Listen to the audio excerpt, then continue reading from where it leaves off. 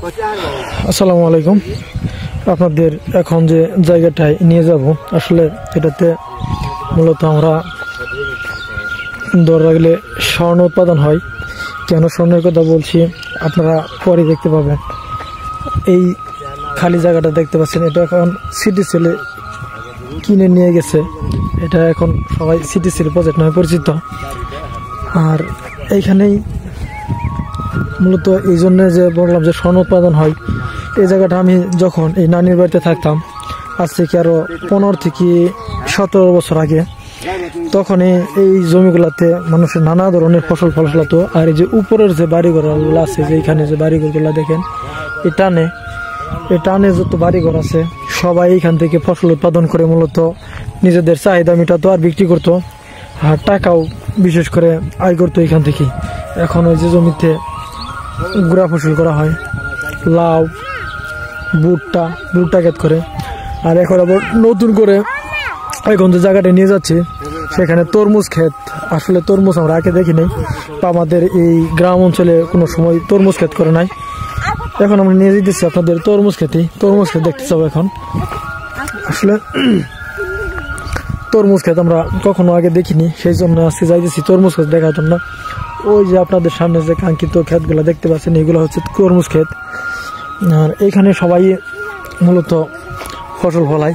আর কিছুদিন পরে আসলে আমরা দেখতে পারবো যে এখানে ফসলে পরিপূর্ণ হয়ে আছে।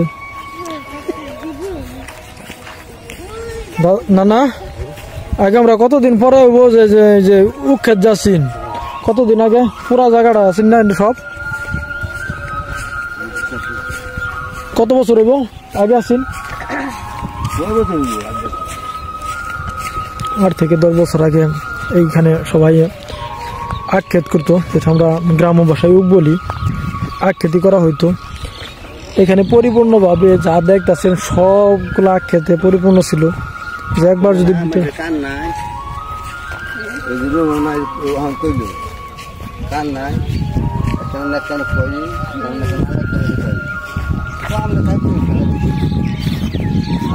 না হেডি কি ক্ষেত? সরিষা ক্ষেত। ওই যেগুলা সরিষা ক্ষেত অনেকটা দূরে, আপনাদের জুম করে দেখাই। সরিষা ক্ষেত, এই সরিষা ক্ষেত, ওগুলাতে সরিষা হয়ে গেছে না? এই সরিষা ক্ষেত অনেকটা দূরে আমাদের কাছ থেকে, জুম করে দেখালাম। দেখেন কতটুকু দূরে সরিষা ক্ষেত।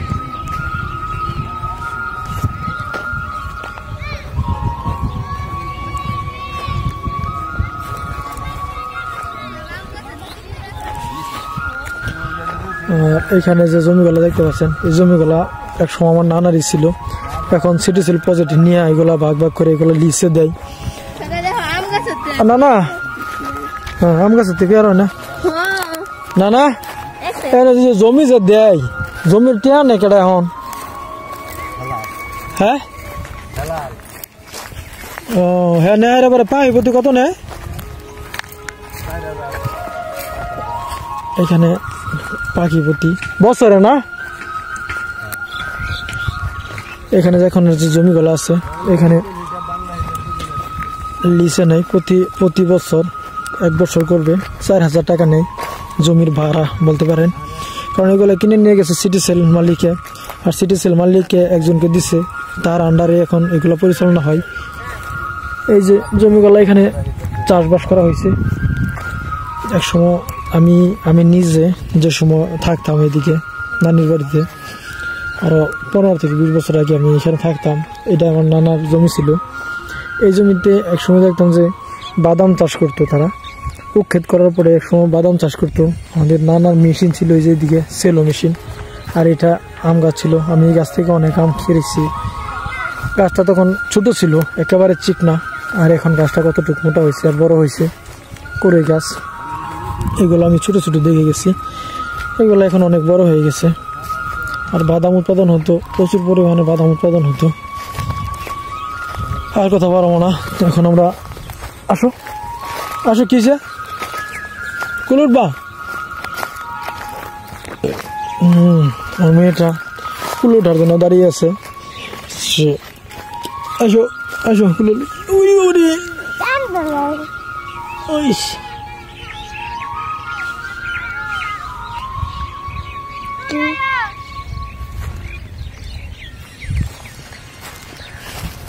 সময় এর আবার কাটাটা क्या ওনে আরে কয় আবার লাগে হনি রে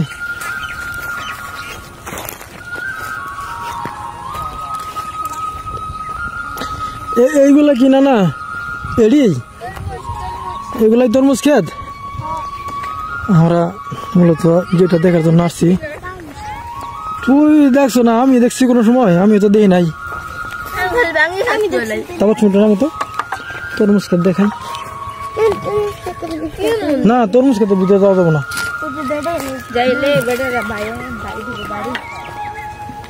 এইগুলো হচ্ছে তরমুজ ক্ষেত আগে আমরা কখনো দেখিনি তরমুজ ক্ষেত এই আজকে দেখতে আসলাম তরমুজ ক্ষেত আর এগুলো আমাদের এই যে নতুন নতুন করে ফুল আসছে তরমুজ খেতে নতুন নতুন ফুল আর কিছুদিন পরে আর ফলন দেখা দিবে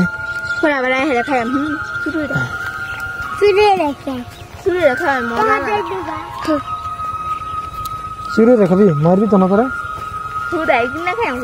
জয়া মাদ্রাসায় পরে তারপরে বলতেছে চুরি করে বলে তরমুজ খাইবো আর সেই জন্য যে এরা আগে থেকে যে ঘর বানাইছে যে এরা এখানে না না না এরা কোন দিকে তরমুজ খেত করছে যায়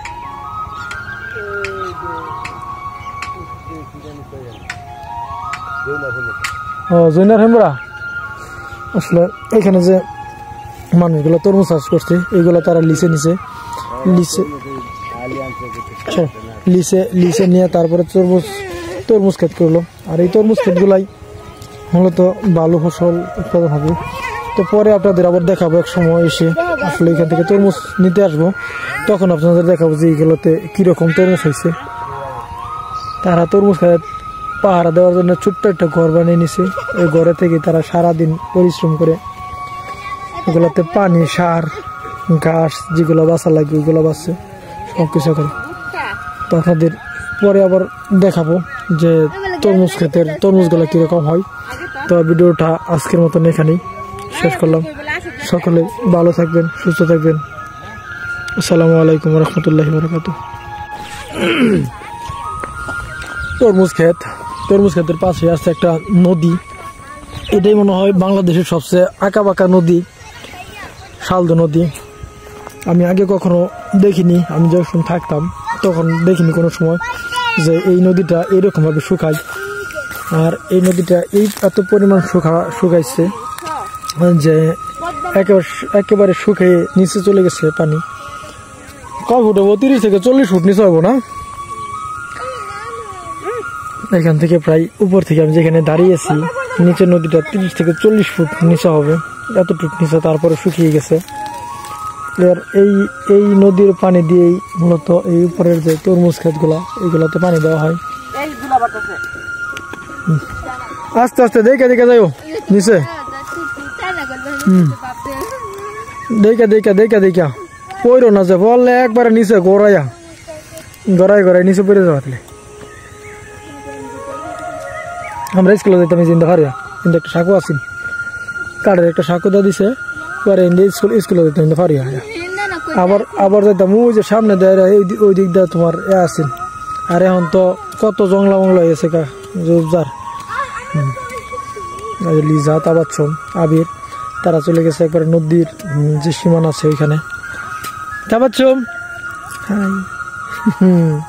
তাবাচ্ছম সেও নিচে গেছে এই নদীতে অনেক গোসল করতাম এখন তো আর আশাই হয় না নদী দেখাই হয় না সবচেয়ে আঁকা বাঁকা নদী এটা এদিক দিয়ে যাইয়া ওই দিক দিয়ে আবার দেখছে অনেক অনেক বাঁকা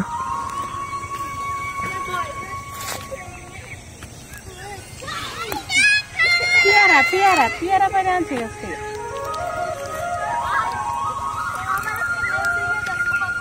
Aku udah hambus kata sih. Betul kata sih. Nana nak kita tu kami koi terhitat ko. Nana hase. English. Kata sih.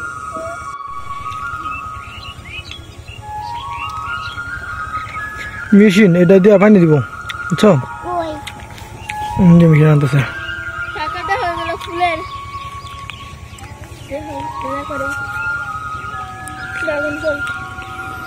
নদী থেকে পানি উঠে এই যে টানের যে জমিগুলো আছে এই জমিগুলোতে পানি দেন এগুলো বুড়ো খেতে যে জ্বালা, এই জ্বালা ক্ষেত এ শুকিয়ে পেটে গেছে, অধিকাংশ খেয়ে ফেলছে রে গরু। সামনে আছে লাউ ক্ষেত, দেখাই যে আসলে এই জমিগুলোতে আগেই বলছিলাম যে আমি স্বর্ণ উৎপাদন হয়। কেন বলছি স্বর্ণ উৎপাদন হয়? দেখেন আপনাদের যদি লাউগুলা দেখাই আপনি বুঝতে পারবেন যে আসলে স্বর্ণ খচিত জমি। লাউ গাছের বয়স মোটামুটি মনে হয়েছে, কি পরিমাণ লাউ ধরছে গাছে।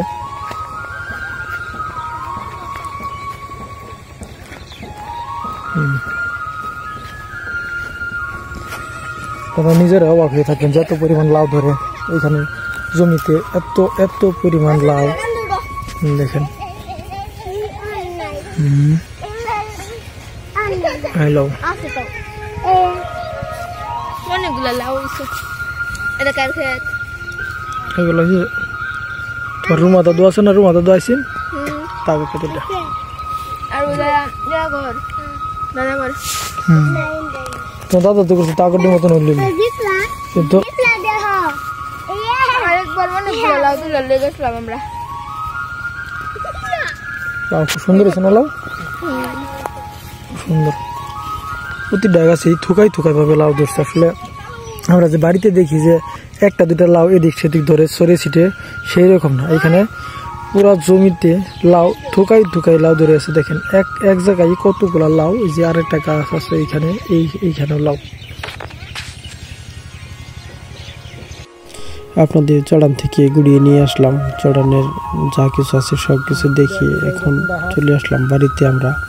আর বাড়িতে দেখাবো আমার মামা, ছোট মামা, সে কতটি গরু পালে। এখানে আমার ছোট মামার গরু আর আছে আমার নানার গরু, দুজনে মিলে এখানে মোট 10টা গরু পালে তারা। 10টা গরুর আসলে খাবার দেওয়া অনেক টাফ হয়ে যায় মামার পক্ষে।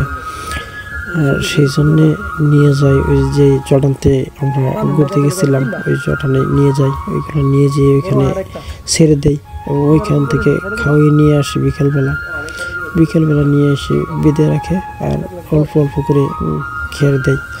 এই খেরগুলো খেয়ে গরু আসলে এইরকম অবস্থা তাদের। আর বলছে মামা খের প্রায় শেষ হয়ে গেছে, তাই যে শাল ধানগুলো কেটেছিল, শাল ধানের যে নাড়াগুলো হয়েছিল ক্ষেতের মধ্যে দেখছিলেন না আপনারা, যে নাড়া বড় বড় নাড়া, ওই খেরের চাহিদা পূরণ করার জন্য নাড়া কেটে এনে দেয়, সেইগুলোই গরু খায়। আর এখন যে সামনে দেখতেছেন এখানে নাড়া আর খের দুটাই মিশ্রণ করা আছে, দুটাই খাওয়ার জন্য দিছে।